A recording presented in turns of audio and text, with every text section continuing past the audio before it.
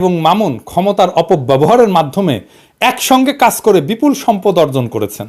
অতিরিক্ত রাজনৈতিক এবং ব্যবসায়িক উচ্চাকাঙ্ক্ষা নিয়ে যারা ছিল তারা তাদের মনোযোগের জন্য প্রতিযোগিতা করত। তারেক রহমানের সেই সম্পদ কই? 15 বছর তো হাসিনা ক্ষমতায় ছিল। আর তারেক রহমানের ওয়াইফ তো কার্ডিওলজিস্ট, মেয়ে তো ব্যারিস্টার। বাবুজানাম নিজের অরক্ষিত রেখাউন্নের দিকে কৃপান তোলা যায় কি? আপনার বিরুদ্ধে তো অভিযোগ আছে যে আপনি হুন্ডি করে আপনার মায়ের টাকা পাঠাইছেন লন্ডনে, সেটা দিয়ে বাড়ি কিনিছে। এটা ছাপাকে একটা পত্রিকা বাংলাদেশের, তাই না? হ্যাঁ, গুজব তো আছেই, ছাপাইলে তো অসুবিধা নেই, লিখে দিবেন, গুজব আছে লিখে দিবে। আপনি কেমন লাগবে? আপনি যে লিখলেন বিপুল সম্পদের কথা, সেটা রেফারেন্স দেন তো দেখি।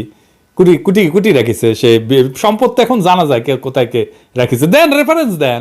15 বছর তো কেটে গেছে। এই প্রসঙ্গে আর একটা ইস্যু নিয়ে আলাপ করবো, হারিস চৌধুরী প্রসঙ্গ। বিএনপি নেতাদের নিয়ে এমন এমন সব কিচ্ছা ছড়াইছিল এই ডেইলি স্টার, একটু পরে আসতেছি ওটা নিয়ে। আবারও 21শে আগস্ট গ্রেনেড হামলায় তারেক রহমান দাঁড়িয়ে, এটা ডেইলি স্টারের পজিশন ছিল। দেখেন কি লিখিছে। তৎকালীন প্রধানমন্ত্রী বিএনপির চেয়ারপারসন খালেদা জিয়ার রাজনৈতিক কার্যালয় হাওয়া ভবন গ্রেনেড হামলার পরিকল্পনা করার জন্য ব্যবহৃত হচ্ছিল, এটা লিখিছে ডেইলি স্টার। আর এটা নিয়ে প্রভুপাত বিশাল বড় ভিডিও করে ফেলেছিল।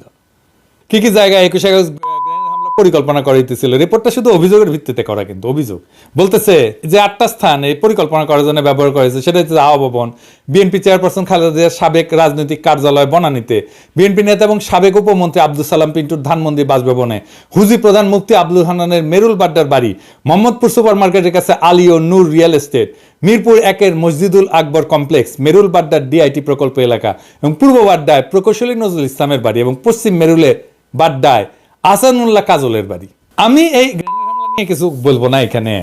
এইটা সে প্রভুপাদের ভিডিওতে যে এই প্রসঙ্গে যা বলছিলাম সেটা দেখান না, মিথ্যা না দেখান। 21শে আগস্টে গ্রেনেড হামলা এও দাবি করেছে যে মুফতি হান্নান নাকি 2004 সালের 14 আগস্ট হাওয়া ভবনে বসে পরিকল্পনা করছে। আমরা 21শে আগস্ট বোমা হামলা। ডেইলি স্টারের 2009 সালের একটা রিপোর্টের মতে 2004 সালের 14 আগস্ট রাতে হাওয়া ভবনে বসে স্বরাষ্ট্র প্রতিমন্ত্রী বাবর, উপমন্ত্রী পিন্টু সহ জঙ্গি সংগঠন হুজির নেতারা বৈঠক করে শেখ হাসিনাকে গ্রেনেড হামলার মাধ্যমে মেরে ফেলার পরিকল্পনা করে। তো এইবার একটু মুফতি হান্নানের জবানবন্দিটা দেখি তো। মুফতি হান্নান 21শে আগস্টে গ্রেনেড হামলার ব্যাপারে 2টা জবানবন্দি দিয়েছে। প্রথমটা 2007 সালে, যেটার ভিত্তিতে মামলা বিচার শুরু হয়ে গেছিল।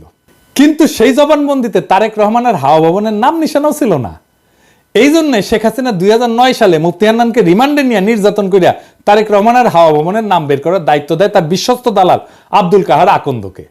এইবার আসেন আরেকটা ইস্যু নিয়ে, মেজাজ খারাপ হয়ে যাবে। হারিস চৌধুরী সম্পর্কে বলতেছে, যিনি লন্ডনের একটা বিলাসবহুল অ্যাপার্টমেন্টে বসবাস করছেন। প্রধানমন্ত্রী কার্যালয় এবং হাওয়া ভবন, যা বিএনপি জামাত নেতৃত্বাধীন জোট সরকারের বিতর্কিত বিকল্প ক্ষমতা কেন্দ্র ছিল, এই দুটির ক্ষমতার অপব্যবহার করে বিপুল অবৈধ সম্পদ অর্জন করেছেন। শুধু এটা লিখে ক্ষান্ত হয় নাই, লিখেছে আওয়ামী লীগের মন্ত্রী কিবরিয়া সাহেবের মার্ডারেও হারিস চৌধুরীরে ঢুকাইছে। কে মার্ডার করিছে কিবরিয়া সাহেব রে? আওয়ামী লীগ তো। এখন একবারে ঠাসি খেয়ে বসে আছে কলে, কিন্তু তখন কিন্তু প্রচার করেছে হারিস চৌধুরী মার্ডার করেছে। হারিস চৌধুরী সিলেটের জমিদার বংশের ছেলে, খুবই ভালো ছাত্র ছিল। ঢাকা বিশ্ববিদ্যালয়ের টিচার হওয়ার কথা ছিল তার, সে টিচার হয় নাই। প্রপোজালও ছিল তার টিচার হওয়ার, না হইয়া রাজনীতিতে এসেছে জিয়া রহমানের আমলে। সে অনেক আগে জাগদল টাগদল যখন করেছিল জিয়া রহমান, ওই সময় রাজনীতি করতে এসে সব হারাইছেন। উনি লন্ডনে যান নাই, লন্ডনে থাকতেনও না, থাকতেন পান্থপথে খুবই দিনহীনভাবে থাকতেন, পরিচয় লুকায়। নিরাপত্তার কারণে পেট চালানোর জন্য চাঁদনি চকে কাপড়ের দোকানে কাজ করতেন, কাপড় বেচতেন, ছেঁড়া পাঞ্জাবি পরতেন, রিক্সা ছাড়াও পয়সা ছিল না। তারে নিয়ে লেখে লন্ডনে বিলাসবহুল অ্যাপার্টমেন্টে থাকে। কিন্তু লন্ডনে আওয়ামী লীগের মন্ত্রী যারা আসলেই বিলাসবহুল অ্যাপার্টমেন্টে থাকে, হাজার খানিক অ্যাপার্টমেন্টের মালিক, তাদের নিয়ে ডেইলি স্টার কিছু লিখেছে।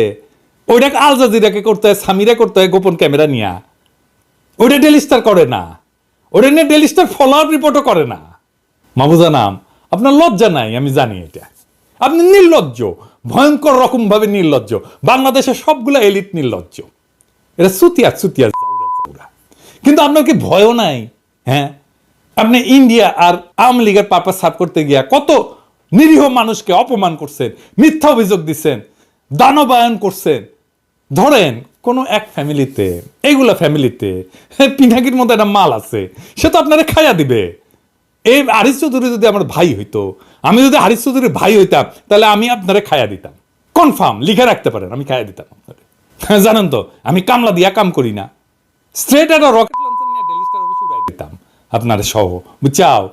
ফাঁসি তো একবারই হয়, এ কাম করে ফাঁসি নিয়েও শান্তি পেতাম। শালা জাউরার দলে জয় বাংলা করে দিছি, দেখতাম কে আপনারে ঠেকাইতে আসে, বাঁচাইতে আসে। হারিস চৌধুরী পুরা এই যে আওয়ামী আমলে এবং এই 111 সরকারের আমলে পান্থপথে ছিলেন। একটা ছোট ঘরে থাকতেন, ওখানে উনি মারা যান, ভালো চিকিৎসাও পাননি। একটা থার্ড ক্লাস হাসপাতালে ভর্তি করা হয়েছিল, ওইখান থেকে পরে আবার নাকি এভার কেয়ারে নিয়ে যাওয়া হয়েছিল, তখন শেষ সময় মারাই গেছে, ওই ওই রাত্রেই মারা গেছে। আর ডেলি স্টার বলতেছে উনি লন্ডনে আইসি জীবনযাপন করতেছে। আবার দেখেন সৌদি আরবে নাকি তারেক রহমান গোপন বৈঠক করেছে। আমি আর বিস্তারিত গেলাম না, ডেলি স্টার এটা দেখাতে পারবে এই মিটিং হয়েছে, এই গোপন বৈঠক হয়েছে, দেখাতে পারবে এটা কোনো কিছু দিয়ে সাবস্টেন্সিয়েট করতে পারবে যে বিএনপির নেতা তারেক রহমান ওই সময় গেছিল সৌদি আরবে, আবার ফিরে আসিছে, যাইতে তো হবে ওইখানে, কি নিয়ে যাবে, প্লেনে চড়ে তো যাইতে হবে। আবার লিখেছে কি দেখেন, খালেদা যে মানুষ পড়া ওনার হাত নাকি রক্তাক্ত। আবার কইতেছে মানুষের হৃদয় জয় না করে বিরোধী দল মানুষ মারিচ্ছে। আবার লিখেছে FBI তারেক নাকি অনুসন্ধান চালাচ্ছে, সে অনুসন্ধানের রিপোর্ট কই? তারেক নাকি তার অতীতের অপরাধের জন্য ক্ষমা চায় না, সে অপরাধ করছে নাকি? অপরাধ কি করছে সেটা ক এখন রে মাহফুজানা বাচ্চা, অপরাধ কি করছে সেটা ক। এবার আসেন শিবির নিয়ে ওনার চুলকানি দেখি। রাজশাহী ইউনিভার্সিটির প্রফেসর তাহের হত্যার কথা মনে আছে না? দিনের পর দিন ক্যাম্পেইন চালাই গেছে, একটা শিবির করছে বইলা, এইটা সে দেখান তো কতগুলো নিউজ করেছে, অথচ বেচারা ওই যার নামে করেছে শিবিরের যে নেতার নামে কোনোভাবে এই মার্ডারের সাথে যুক্ত ছিল না। এইটা ছিল প্রফেশনাল জেলাসি, আর একজন প্রফেসর তারে মারেছে। আচ্ছা এবার আসেন ছাত্র জনতা বিপ্লব নেয় এই কয়েকদিন আগে, সে কি বলেছিল সেটা দেখি। 28 জুলাই এডিটোরিয়াল লিখিচ্ছে, ততদিনে কিন্তু 1000 পার হয়ে গেছে শহীদের সংখ্যা। সে বলতেছে শিক্ষার্থীদের বিশেষ করে গুরুতর আস্থার ঘাটতি কমানোর চেষ্টা করার পরিবর্তে সরকার আবারও কঠোর অবস্থান নেওয়ার সিদ্ধান্ত নিয়েছে। কঠোর নাকি, মাইরে ফেলাইতেছে, 1000 খানিক মেরে ফেলছে। হ্যাঁ, সেখানে আস্থার সংকট দেখেছে। যখন বলতেছে অভিভাবকরা যে আমার পোলাক মাল্লু কেনে, তখন সে আস্থার ঘাটতি মেটানোর কথা বলতেছে। এখানে তো জাস্টিসের কথা বলবে সে। এখানে শেষ না, আবার দেখেন কি ভয়ানক কথা বলছে। দেখেন আমি এটা বাংলা করে কইতেছি। শুরুতেই আমরা সেই আদর্শিক এবং রাজনৈতিকভাবে প্রভাবিত গোষ্ঠীগুলোর সৃষ্ট তাণ্ডবের প্রতি আমাদের স্পষ্ট নিন্দা প্রকাশ করতে চাই।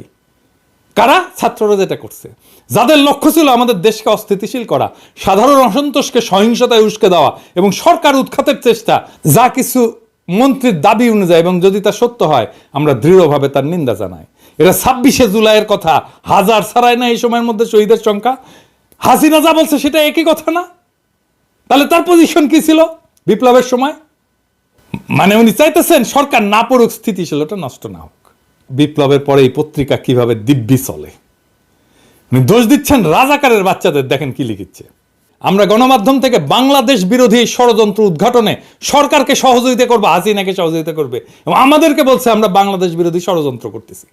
যারা 1971 সালে আমাদের জন্মের বিরোধিতা করেছিল তাদের প্রতিরোধ করতে হবে, পরাজিত করতে হবে এবং ধ্বংস করতে হবে। চিন্তা করছেন কোন পজিশন নিয়েছিল এই মাহফুজা নাম বাচ্চা? ডেইলি স্টার হাসিনাকে সাহায্য করবে তাদের আইডেন্টিফাই করতে এবং ধ্বংস করতে। এই হারামজাদা বাংলাদেশে দাঁড়ায় কথা বলে, এই হারামজাদা বাংলাদেশে এখনো পত্রিকা চালায়, এই হারামজাদা এখনো সুশীল সাজে, এই হারামজাদা প্রফেসর ইউনূসের সাথে যে দেখা করে, আর প্রফেসর ইউনূস আবার দেখাও করে তার সাথে। আর একটা নিউজে লিখছে ওই যে মেট্রো রেলটা পুরাই দিছিল না, ওইখানে এখন দেশ বিশৃঙ্খলার মধ্যে রয়েছে। টোল বুথ থেকে শুরু করে বাংলাদেশ সড়ক ও পরিবহন কর্তৃপক্ষ, বিআরটি এর কার্যালয়, ফ্লাইওভার থেকে মেট্রো রেল স্টেশন, গত কয়েকদিনে অসংখ্য সরকারি স্থাপনায় আগুন লাগানো হয়েছে বা ভাঙচুর করা হয়েছে। দুর্বৃত্তরা মিরপুর 10 এবং কাজীপাড়া মেট্রো রেল স্টেশনের ভেতরে তাণ্ডব চালিয়েছে। Vending machine, ticket counter, CC camera এবং সামনে যা ছিল সবকিছুই ভেঙে দিয়েছে। আমরা এই নির্বোধ ধ্বংসযজ্ঞের তীব্র নিন্দা জানাই। ডেইলি স্টার আমাদের সেই গণপ্রতিরোধের ঘটনাকে সে বলছে নির্বোধ ধ্বংসযজ্ঞ। কি ভয়ানক দুঃসাহস! হাসিনা যে কান্দিছিল না মেট্রো রেল পুরানো দেখে, মাহফুজানু যায় যোগ দেয় নাই কেন? তুই কান্দিচ্ছিল, তুই কান্দ, হাসিনার পাশে দেয় গলা জড়াজড়ি ধরে কান্দ। হাসিনা ভাষাতে কথা কইছে না? এবার আসেন দেখি যে তার নেত্রী হাসিনা সম্পর্কে কি কইছে। 2022 এসে করছে বঙ্গবন্ধুর আওয়ামী লীগ আমাদেরকে বাংলাদেশ সৃষ্টিতে নেতৃত্ব দিয়েছে, শেখ হাসিনার আওয়ামী লীগ গত 14 বছরে আমাদের দেশ গঠনে নেতৃত্ব দিয়েছে। অর্জনগুলো বিশাল এবং অতীতের অন্য কোন সরকারের তুলনায় অতুলনীয়। বাপরে, কাঠ হইয়া পড়ে যায়।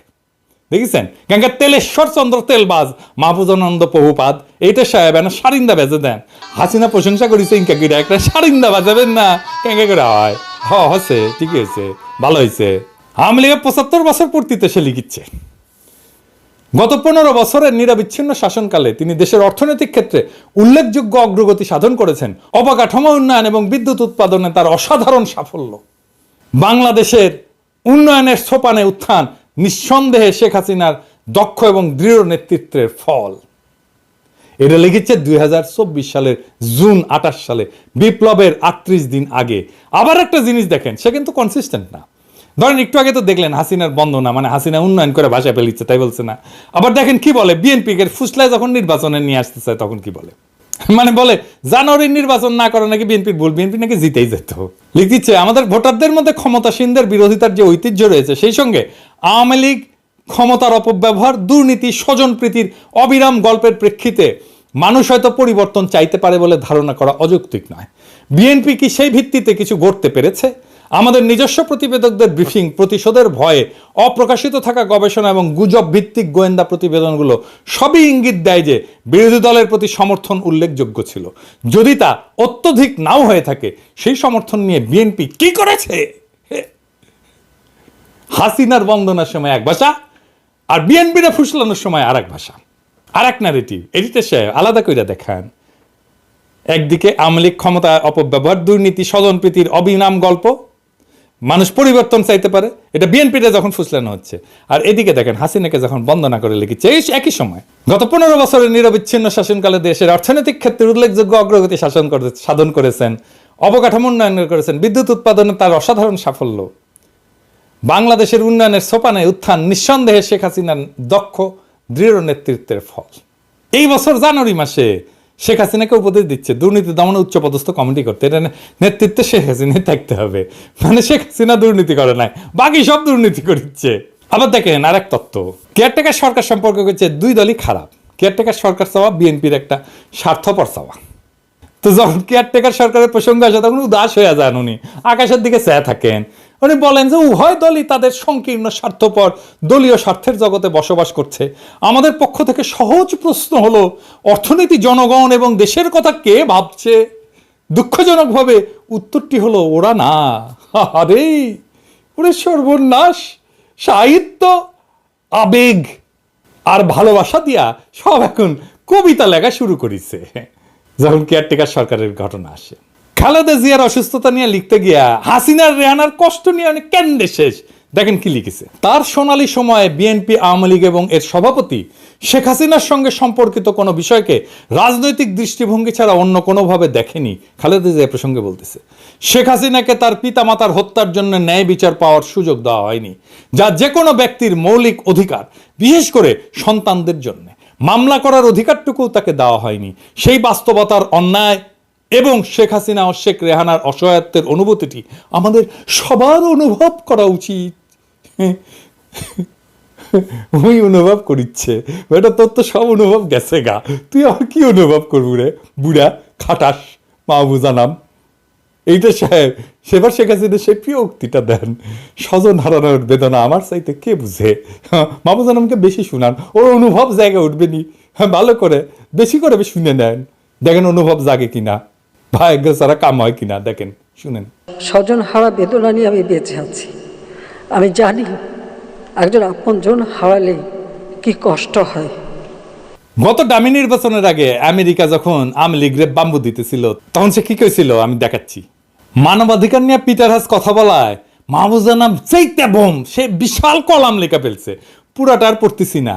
সে ভেনিজুয়েলা, এটা সেটা, আমেরিকার নির্বাচন, এই সমস্ত নিয়ে এসে পিটার হাসরে ধুচ্ছে সে মাহবুজা নাম। কেন?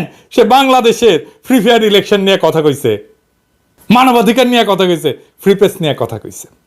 আবার তারে মনে করা হয় সে নাকি আমেরিকান লোক আর কি, বুঝছেন, আমেরিকান লবি মেনটেন করে। ওই একটা ইন্ডিয়ান লোক। যতদিন ইন্ডিয়া আর আমেরিকার একই স্বার্থ নিয়ে কাজ করে তখন বোঝা যায় না, তখন ওরা দেখে মনে হয় এটাই আমেরিকান।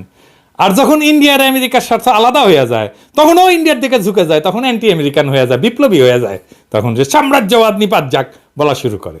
আচ্ছা, এবার আসেন ফাইনালি হেফাজতের 5ই মের গণহত্যা নিয়ে করা নিয়ে সংবাদে। টাইটেলটা দেখেন, ফ্লাশড আউট। আমরা টয়লেট ফ্ল্যাশ করি। ইংরেজিতে জনতাকে সরায় দেওয়ার ক্ষেত্রে এই শব্দগুচ্ছ কখনো ইউজ করা হয় না। আমি অনেক খুঁজেও পাইনি, আপনারা চেষ্টা করে দেখতে পারেন পান কিনা।